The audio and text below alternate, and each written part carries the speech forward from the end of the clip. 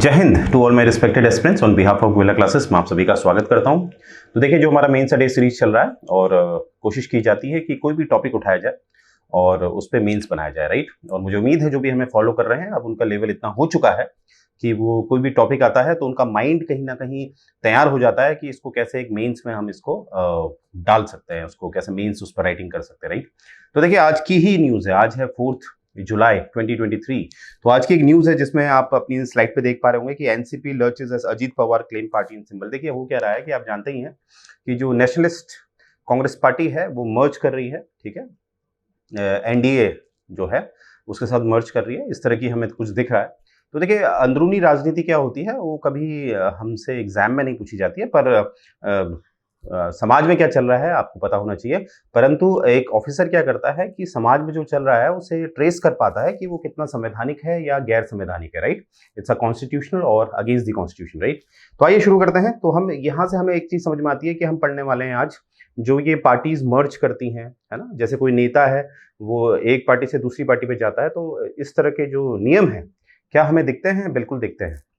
देखिए, हो क्या रहा था, अगर मैं बात करूं, जो चौथा लोकसभा का चुनाव हुआ था, तो चौथी लोकसभा का जो चुनाव हुआ था वो जो वर्ष था वो 1967 था। ये बात आपने याद रखनी है, क्योंकि क्या देखा गया कि चौथे लोकसभा के बाद ये देखा गया कि जो लोग थे वो एक पार्टी को छोड़ के दूसरी पार्टी की तरफ जा रहे थे व्यक्तिगत लालच की वजह से। अब ये व्यक्तिगत लालच से मेरा क्या तात्पर्य है, क्योंकि आप जानते ही हैं कि पैसा चलता है, ठीक है। अब देखिए, यहां से हमें समझने वाली क्या बात है, हमें ये समझने वाली बात है कि एक होता है गवर्नमेंट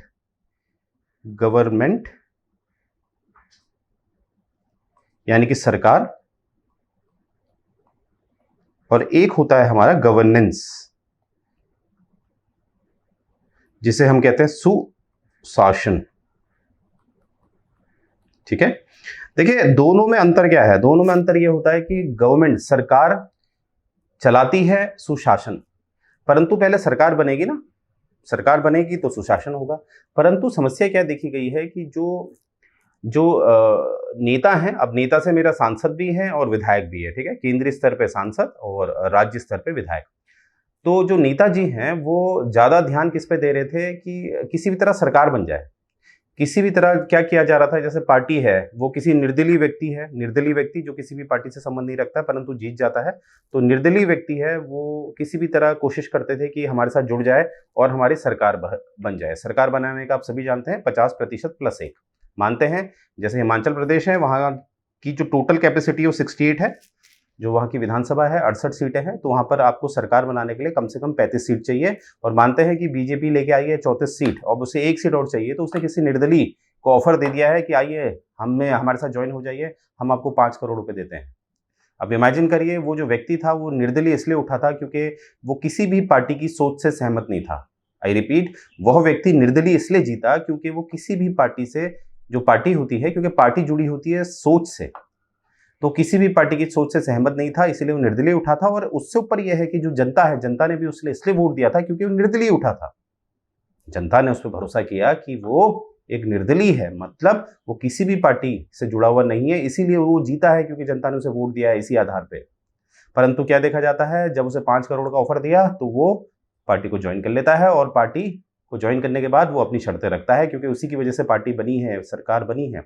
तो मेरा क्या तात्पर्य है, यहां से ये समझाना चाह रहा हूं कि ज्यादा फोकस, ज्यादा ध्यान दिया जा रहा है सरकार बनाने में, ना कि सुशासन करने में। गवर्नेंस पर ध्यान नहीं दिया जा रहा है। तो गवर्नेंस पे ध्यान दिया जाए, ये बात समझ में आई। तो इसीलिए लगभग 18 वर्षों के बाद, यानी कि अगर मैं 1967 से जो ये वाक्य चला हुआ रहा था, अगर इसमें लगभग मैं 18 वर्ष जोड़ूं तो क्या आएगा?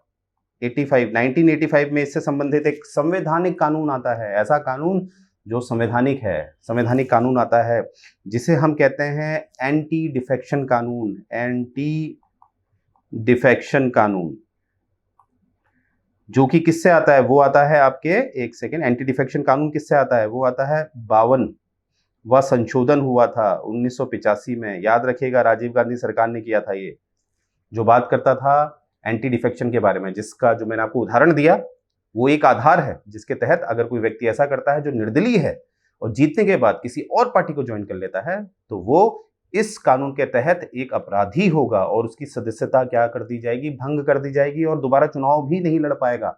इतना कठोर दंड है इसमें।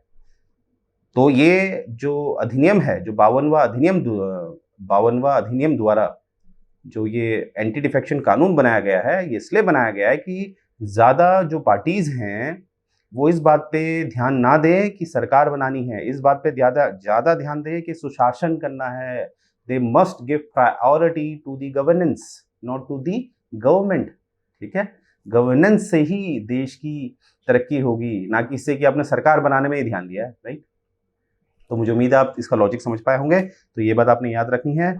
तो देखिए, यहां तक आप समझ पाए होंगे कि जो 52वां संशोधन द्वारा जो 1985 में लाया गया था, ये किस पे केंद्रित था? ये केंद्रित था सुशासन पे। आइए शुरू करते हैं।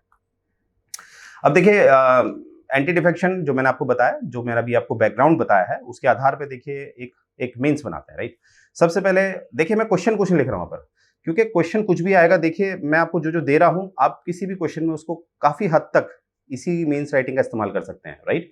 राइट, क्योंकि मेंस नजदीक है, तो इसलिए अब आपको हम रामबाण दे रहे हैं। ठीक है, तो देखिए, सबसे पहले तो इंट्रो देना ही है, चाहे कुछ भी कैसा भी क्वेश्चन हो, इंट्रो तो आएगा। ठीक है, तो इसका इंट्रो क्या होगा कि ये जो हमारे 10वीं अनुसूची है, इसी के माध्यम से जुड़ी थी, क्योंकि याद रखिएगा 52वां संशोधन जो मैंने बताया, उसके द्वारा 10वीं अनुसूची जोड़ी गई है। 10वीं अनुसूची में काफी नियम लिखे हैं, जिसके तहत जो भी सदस्य, जो भी नेताजी हैं, उनको बर्खास्त किया जा सकता है अगर वो कहीं ना कहीं उल्लंघन करते हैं। तो 10वीं अनुसूची popularly known as anti defection act. तो देखिए, जो 10वीं अनुसूची है वो प्रसिद्ध किस नाम से? वो प्रसिद्ध है आपके एंटी डिफेक्शन एक्ट के नाम से प्रसिद्ध है, जो जोड़ा गया था 52वां संशोधन, जो कि हुआ था 1985 में। याद रखेगा, जो गड़बड़ी 1967 चौथे लोकसभा के चुनाव से पाई गई थी, उसको 18 वर्ष बाद कहीं ना कहीं संवैधानिक कानून बना दिया गया है। ये बात आपने याद रखेंगे। और ये जो नियम है, इसके तहत नियम के तहत क्या होगा कि ऐसा सदस्य जो कहीं ना कहीं कुछ गड़बड़ पाया गया, डिफेक्शन होता हुआ पाया गया, मतलब एक पार्टी से दूसरी पार्टी में जा रहा है, जो कहीं ना कहीं एक नैतिकता के आधार पर गलत है, तो उसको डिस्क्वालीफाई कर दिया जाएगा। राइट, उसको क्या कर दिया जाएगा? डिस्क्वालीफाई कर दिया जाएगा। आगे देखते हैं। अब देखिए, ये जो एंटी डिफेक्शन कानून आया है, इससे कुछ समस्याएं भी उत्पन्न हुई है। ठीक है, एंटी डिफेक्शन कानून से कुछ समस्याएं भी उत्पन्न हुई है, वो हम देखेंगे। देखिए, ऐसा है, मानते हैं मैं निर्दलीय हूं। ठीक है, मैं निर्दलीय जीता हूं और मैंने, मान लेते हैं, किसी पार्टी को ज्वाइन किया है। अब मुझे लग रहा है पार्टी की जो विचारधारा है वो ठीक नहीं है। मैंने कहा कि पार्टी की जो विचारधारा है वो ठीक नहीं है, वो मुझे ऐसा दिखता है कि ज्यादा कट्टरता की तरफ है। ठीक है, ज्यादा कट्टरता की तरफ है, तो मैं उस पार्टी से सहमत नहीं हूं और उनसे छोड़ना चाहता हूं। तो क्या मैं गलत हूं? नहीं हूं ना, गलत नहीं हूं ना। परंतु क्या है, अब इस कानून के द्वारा अगर मैं पार्टी को छोड़ता हूं अकेले, तो मेरे विरुद्ध ये कानून के तहत मुझे अपराधी घोषित कर दिया जाएगा। अब देखते हैं, अंडरमाइनिंग रिप्रेजेंटेटिव डेमोक्रेसी। अब मैंने वही बोला, जो उदाहरण दिया। अब मेरी पार्टी, यानी कि मैं जिस पार्टी से जुड़ा हुआ हूं, वो पार्टी जो भी कहेगी मुझे करना पड़ेगा। देखिए, लोकतंत्र की खूबसूरती क्या है? लोकतंत्र में जो आपके विपक्ष होता है, यानी कि आप अगर किसी बात से सहमत नहीं है और आपकी बात तर्कपूर्ण है, तो आपकी बात को सराहा जाता है। ये लोकतंत्र की खूबसूरती है। परंतु इसके द्वारा हमें क्या दिख रहा है कि अब वह व्यक्ति जो नेता है, वो अब अपनी पार्टी के अनुसार ही चलेगा। अगर पार्टी के विरुद्ध चलेगा तो वो इस कानून के तहत अपराधी ठहराया जाएगा और उसकी सदस्यता भंग कर दी जाएगी। दूसरा देखते हैं, अंडरमाइनिंग पार्लियामेंट्री डेमोक्रेसी। अब देखिए, पार्लियामेंट्री डेमोक्रेसी में क्या होता है? लोकतंत्र। देखिए, मैंने आपको बताया था, जो सरकार होती है, अगर मैं लोकतंत्र की बात करूं, लोकतंत्र में हमें दो तरह की सरकारें दिखती हैं। एक होती है पार्लियामेंट्री फॉर्म ऑफ डेमोक्रेसी और एक होती है प्रेसिडेंशियल फॉर्म ऑफ डेमोक्रेसी, जो यूएसए में आपको दिखती है, जिसमें आपको राष्ट्रपति काफी शक्तिशाली दिखते हैं। और ये भी दिखता है कि जो कार्यपालिका होती है अमेरिका में, वो जिम्मेदार नहीं होती है विधायिका के लिए। राइट, अब वहीं भारत में हम जानते हैं, भारत में अपनाई गई है पार्लियामेंट्री फॉर्म ऑफ डेमोक्रेसी, जो यूके में अपनाई गई है। राइट, तो भारत ने उसी को अपनाया है। और इसकी खूबसूरती यह है कि यहाँ पर जो सरकार का मुखिया होता है वो प्रधानमंत्री होता है। राइट, और असल पावर प्रधानमंत्री के पास होती है। और यहाँ पर एक और सिद्धांत है पार्लियामेंट्री फॉर्म ऑफ डेमोक्रेसी में, कि जो कार्यपालिका है वो जिम्मेदार होती है विधायिका के लिए, क्योंकि लोगों ने जिसको चुना है मुख्यतः, वो पार्ट ऑफ द लेजिस्लेटिव्स होते हैं, वो विधायिका के हिस्सा होता है। और यहाँ पर ये बात याद रखनी है, जो कार्यपालिका है वो जिम्मेदार होती है विधायिका के लिए। अर्थात जो हमारे मंत्री साहब हैं, वो अपनी जो भी वो कार्य करेंगे, जो भी एक्शन लेंगे, वो संसद के सत्र में जो जितने भी सांसद हैं उनको जवाब देंगे कि उनने ऐसा किया है तो क्यों किया है। राइट, ये खूबसूरती है पार्लियामेंट्री फॉर्म ऑफ डेमोक्रेसी की। परंतु यहाँ पर आपको क्या दिख रहा है, अगर ये कानून आ रहा है तो कानून में हमें ये दिख रहा है कि जो सांसद है या जो विधायक है वो अब कहीं ना कहीं जो कार्यपालिका है उससे कहीं ना कहीं डरेगा और कहीं ना कहीं कार्यपालिका के हिसाब से काम करेगा। मतलब कैसे कैसे समझे आप? देखिए, पार्टी पार्टी जब बनती है ना, जैसे बीजेपी पार्टी है, ठीक है। अब बीजेपी में अपनी एक मंत्री परिषद भी तो है, मंत्री परिषद है नहीं है उसमें, और मंत्री परिषद के मुखिया होते हैं प्रधानमंत्री, राइट। अब देखिए, प्रधानमंत्री जो भी कहेंगे वही होता है पार्टी में। अब मैं मानते हैं बीजेपी का केवल सांसद हूं, मंत्री नहीं हूं, मुझे मंत्री पद नहीं मिला है, केवल मैं सांसद हूं।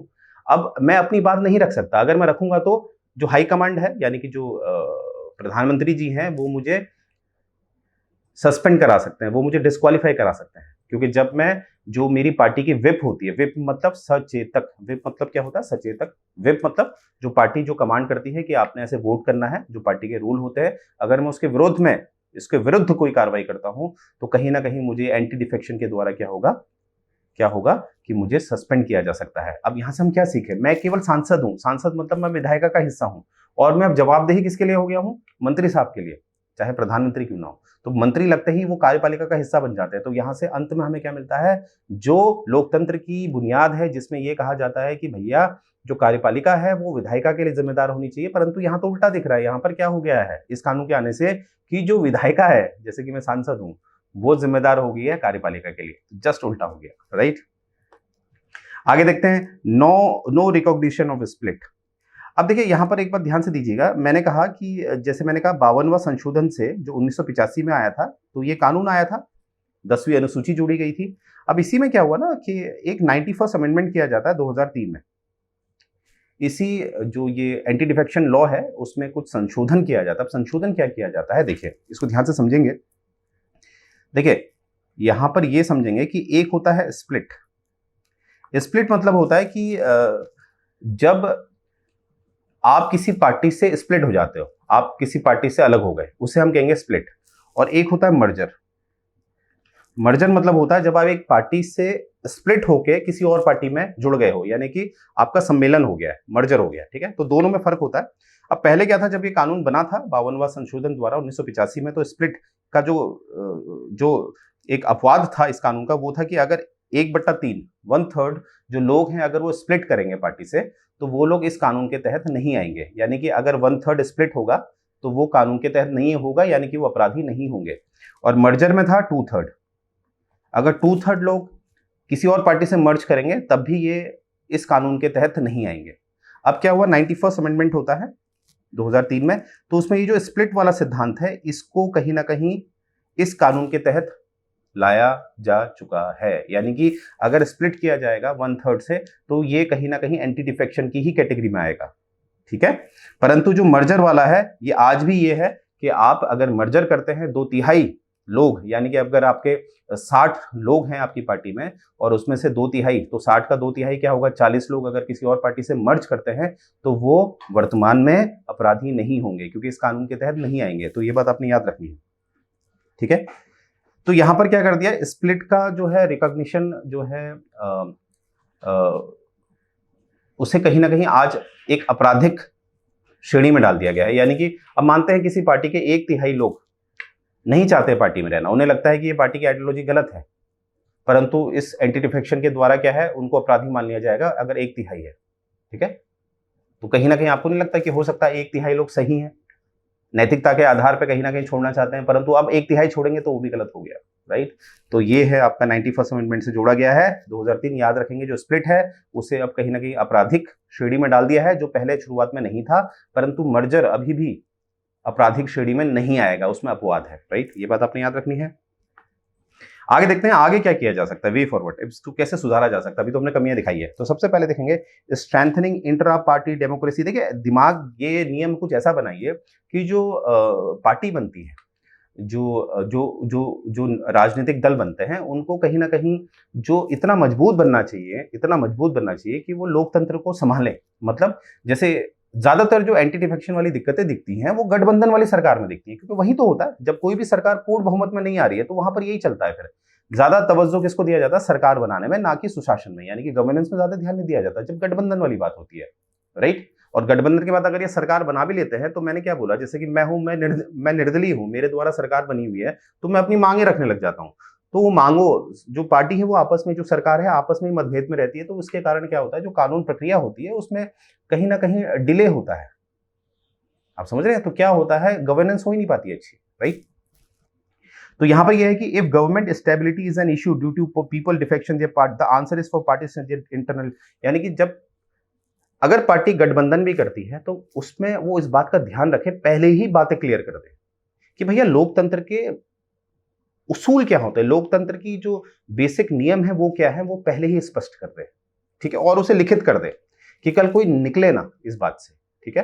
तो इस तरह से क्या है, पार्टी मजबूत होगा। तो पार्टी जब मजबूत होगी, सरकार मजबूत होगी, तो अपने आप जो सुशासन है यानी कि जो गवर्नेंस है वो अच्छी होगी, राइट। आगे देखते हैं, रेगुलेटिंग पॉलिटिकल पार्टीज। अब देखिए इसमें क्या है, कहीं ना कहीं जो पॉलिटिकल पार्टीज हैं वो रेगुलेट होनी चाहिए, मतलब उन पे कहीं ना कहीं एक सुपरविजन होना चाहिए। जैसे कि आप जानते हैं, जैसे लोकपाल है, लोकायुक्त है, तो इस तरह की जो एक संस्थान आ रहे हैं जहां पर कहीं ना कहीं हमें ये दिख रहा है कि जो भ्रष्टाचार होता है वो कहीं ना कहीं कम होगा काफी हद तक, क्योंकि वो नियम ही ऐसे हैं, राइट। तो यहाँ पर भी कुछ इस तरह का होना चाहिए कि जो पॉलिटिकल पार्टीज हैं उसमें रेगुलेशंस होने चाहिए, उसमें कहीं ना कहीं कुछ ऐसे संस्थान बनाने चाहिए कि वो इसको रेगुलेट कर पाए, ठीक है। और ऐसे से जैसे आरटीआई अधिनियम होता है, राइट, आरटीआई एक्ट होता है, उसके तहत इसको जो पॉलिटिकल पार्टीज हैं उसको डालना चाहिए, राइट। इस तरह से स्ट्रेंथनिंग इंट्रा पार्टी डेमोक्रेसी, मतलब कहीं ना कहीं जो राजनीतिक दल हैं उनको सुपरविजन के श्रेणी में डालना चाहिए, राइट। तो इसीलिए जो भी नेता है अगर वो कोई भी गलत काम करेंगे, हो सकता है पार्टी जो है वो समाज के प्रति उतनी उजागर नहीं है, वो समाज से ज्यादा अपनी व्यक्तिगत जो सिद्धांत है उनको प्राथमिकता दे रही है, तो वो भी तो गलत है, क्योंकि जब आप पार्टी में होते हैं तो आपका उद्देश्य समाज के विकास के लिए होता है, ना कि व्यक्तिगत विकास के लिए, ठीक है। तो आरटीआई अगर आप डालेंगे तो वो उद्देश्य पता चल जाएगा, राइट। तो आरटीआई के तहत आना चाहिए। आगे देखते हैं, आगे क्या है, आगे क्या है, relieving chairman speaker from the adjudication power. देखिए इसको समझिए, इसमें क्या था कि जो एंटी डिफेक्शन जो बिल आया था, जब कानून बना था 1985 में, तो इसके तहत ये था कि जैसे मानते हैं कोई व्यक्ति है, कोई नेताजी हैं, वो फंस चुके हैं इसमें, तो वो डिस्क्वालीफाई होंगे या नहीं होंगे वो अंतिम फैसला किया जाएगा उस सदन के पीठासीन द्वारा। उस सदन का पीठासीन से मेरा मतलब है, जैसे अगर लोकसभा होगा तो स्पीकर, और अगर राज्यसभा हुआ तो चेयरमैन, यानी कि जो हेड होते हैं पीठासीन अधिकारी, वो करेंगे फैसला। अब देखिए समस्या क्या है, अगर मैं लोकसभा को लूं तो लोकसभा का स्पीकर खुद एक सांसद होता है। अब जब वो खुद एक सांसद है तो इसका क्या मतलब है, वो किसी ना किसी पार्टी राजनीतिक दल से जुड़ा हुआ होता है, तभी तो वो लोकसभा का स्पीकर बन पाता है। तो यानी कि जब वो कोई फैसला लेगा तो वो कहीं ना कहीं हो सकता है कि अपनी जो पार्टी है उसकी बात के हिसाब से ही काम करेगा, यानी कि उसका जो एडजुडिकेशन होता है, यानी कि जो उसका निर्णय करने की जो उसकी शक्ति है, उसमें कहीं ना कहीं हमें पक्षपात दिख सकता है। इसीलिए सबसे पहले तो ये किया जाए, जो एडजुडिकेशन पावर है, यानी कि जो निर्णय लेने की शक्ति है, वो पहले यहां से हटाई जाए, जो पीठासीन अधिकारी है उससे हटाई जाए, और कहीं ना कहीं किसी ऐसे को दिया जाए जो वहां से ताल्लुक नहीं रखता है। जैसे कि हमारे पास चुनाव आयोग है, चुनाव आयोग को ये जिम्मेदारी दी जा सकती है, और चुनाव आयोग निष्पक्ष होकर ये कार्य करेगा, क्योंकि वो स्वतंत्र है, क्योंकि उसकी सारी शक्तियां संविधान में दिखा रखी है, उसको सरकार से कोई मतलब नहीं होता है, राइट। तो ये एक सॉल्यूशन आप दे सकते हैं। और अंत में हम कंक्लूजन देखेंगे। कंक्लूजन ये है कि menace of defection in India is among many issues, यानी कि कहीं ना कहीं जो डिफेक्शन द्वारा जो एक व्यक्ति है वो जब पार्टी छोड़ देता है, जैसे कि मैंने उदाहरण दिया था, मैं निर्दलीय हूं, मैं निर्दलीय लड़ा, और आप लोगों ने यानी कि जनता ने मुझे वोट दिया, इसलिए दिया क्योंकि जनता भी जानती है कोई भी पार्टी जो है वो सही काम नहीं कर रही है, तो आइए एक निर्दलीय को मौका देते हैं। और मैं निर्दलीय होकर जीता, परंतु मैंने जीतने के बाद क्या करा, किसी पार्टी से मैंने अपने संबंध जोड़ लिया और किसी पार्टी को ज्वाइन कर लिया, तो कहीं ना कहीं जनता के साथ मैंने धोखा किया। तो ये जब इस तरह की जब ये वाक्य हमें दिखते हैं तो ये खतरा है, लोकतंत्र के लिए खतरा है, जनता की भावनाओं के लिए खतरा है। तो इस तरह के जो खतरे हैं इनको सीरियसली देखना चाहिए, और इसीलिए यहाँ पर जब हम इसे एक गंभीर रूप से देखेंगे तो कहीं पर हमें जो इलेक्शंस हैं उसके नियम बहुत सख्त बनाने चाहिए, ठीक है। हालांकि एंटी डिफेक्शन में नियम बनाए गए हैं अच्छे, ठीक है। अगर अब आज मैं ऐसा करूंगा कि मैं निर्दलीय हूं और जीतने के बाद मैं किसी और पार्टी को ज्वाइन कर लूंगा तो मैं डिस्क्वालीफाई कर दिया जाऊंगा इसी अधिनियम के तहत, ये एंटी डिफेक्शन लॉ के तहत, ठीक है। तो यहाँ पर यह भी ध्यान दिया जाए कि फ्री एंड फेयर इलेक्शन होने चाहिए, चुनाव एकदम बिल्कुल बढ़िया होने चाहिए, लीगली सैंक्शनड होने चाहिए, और बिग मनी, यानी कि जो भी अब आपको दिखता ही है वर्तमान में क्या हो रहा है कि जब मैं किसी पद के लिए चुनाव लड़ना चाहता हूं तो मुझे अपनी संपत्ति का पूरा ब्यौरा देना होता है, तो ये अच्छी बात है, राइट। जितना हम ब्यौरा देंगे, मानते हैं मेरी संपत्ति इतनी है, और चुनाव जीतने के बाद मैंने 1 साल में वो संपत्ति अगर तिगनी कर दी है तो ऑब्वियसली मैंने भ्रष्टाचार किया है, ठीक है, तो इस तरह की बातें आप देख सकते हैं। Thus there is need to carry out holistic electoral reforms. Holistic मतलब होता है संपूर्ण, ऐसा नहीं कि आपने इस मुद्दे को समझा और इस मुद्दे में एक ही पहलू में आपने ध्यान दिया। होलिस्टिक मतलब है संपूर्ण मुद्दे को समझना होगा और संपूर्ण इसका कहीं ना कहीं उपचार करना होगा, क्योंकि ये जो समस्या है ये लोकतंत्र के लिए खतरा है। और आप जानते हैं भारत विश्व का सबसे बड़ा लोकतांत्रिक देश है। तो मुझे उम्मीद है ये बात आपको समझ में आई होगी और मुझे उम्मीद है आप किसी भी टॉपिक में मीन्स लिख पाएंगे। देखिए आज हमने एक न्यूज उठाई और उसमें मीन्स लिख दिया, that is very easy, right. आइए मेन मुद्दे पे आते हैं। तो टीओ ईटीओ आप देख रहे होंगे, इसमें आप देख रहे होंगे कि हमारा जो प्रीमियम लेक्चर्स है, ठीक है, इसमें आप देखेंगे 88 लेसन, 22 ट्रायल लेसन ऑनलाइन, ये सब देखिए, मॉडर्न हिस्ट्री, ज्योग्राफी, ये सब कुछ आपको लेसन दिए जाएंगे मात्र 2999 में, मात्र, राइट। आगे देखिएगा, ये हमारे आपको पता है आपके जो टीओ का जो पेपर होगा वो 3 में डिवाइडेड होगा, तो तीनों के लिए टेस्ट सीरीज आपके सामने रखी गई है। अगर इंडिविजुअली आप इसे लेते हैं तो इट विल कॉस्ट यू 2999, अगर आप कॉम्बो लेते हैं तो it will cost you 7999 only. और साथ में इसमें आपको गवर्नमेंट अकाउंट के चैप्टर जो 5th एडिशन से पढ़ाया जा रहा है 1 to 8 पूरा डिस्कशन किया जाएगा और स्टडी मटेरियल भी आपको दिया जाएगा, राइट, पूरा का पूरा स्टडी मटेरियल जो प्रीमियम लेक्चर्स, ठीक है। तो पर्सनली तो आई विल से कि you must by this 7999, right. और देखिए इसमें आपको क्या है, अगर आपको केवल प्रीमियम लेक्चर्स और केवल स्टडी मटेरियल्स चाहिए तो it will cost you only 2999। ये भी ऑप्शन आपको दिया है अगर आप टेस्ट सीरीज नहीं लेना चाहते हैं। और देखिए ये है हमारे कुछ रिजल्ट और इस तरह से हम आपको कॉपी प्रोवाइड करते हैं। जब आप हमारा कोर्स परचेस कर लें तो आपको ऑप्शन मिलेगा, इस तरह की कॉपी आपको दी जाती है और आप उसमें मीन्स राइटिंग करते हैं और हमारा ये फ्रंट पेज आप देख रहे हैं, इस तरह से हम आपको एनालाइज करते हैं, राइट। तो ये मोहित राठी जी हैं, देखिए इनके मार्क्स हैं 72 आउट ऑफ 100, यानी कि लगभग 70% इनके आए थे और ये आज कहाँ है, AETU में सिलेक्शन इनका हो चुका है, राइट। तो अगला नंबर आपका होना चाहिए, इस तरह से देखिए कॉपी चेक की जाती है, राइट। देखिए यहाँ पर वर्ड बाय वर्ड अगर स्पेलिंग मिस्टेक भी है उस बात का भी ध्यान दिया जाता है और चेकिंग देख सकते हैं कितने इसमें चेक किया गया है टीचर द्वारा, ठीक है। तो ये आपने ध्यान देना। और ये देखिए ये हमारा टेलीग्राम चैनल है जिसमें आपने ज्वाइन करना है और जिसमें आपको डेली अपडेट्स और इंपॉर्टेंट इन्फॉर्मेशन दी जाती है, राइट, जिससे कि आप अपनी तैयारी में पीछे ना हो जाए औरों से, राइट। तो इसीलिए इस चैनल को आपने ज्वाइन करना है और अपने आप को अपडेट रखना है, राइट। तो मुझे उम्मीद है ये लेक्चर आपको पसंद आया होगा। यहीं से अपना लेक्चर एंड करने जा रहा हूँ। जय हिंद।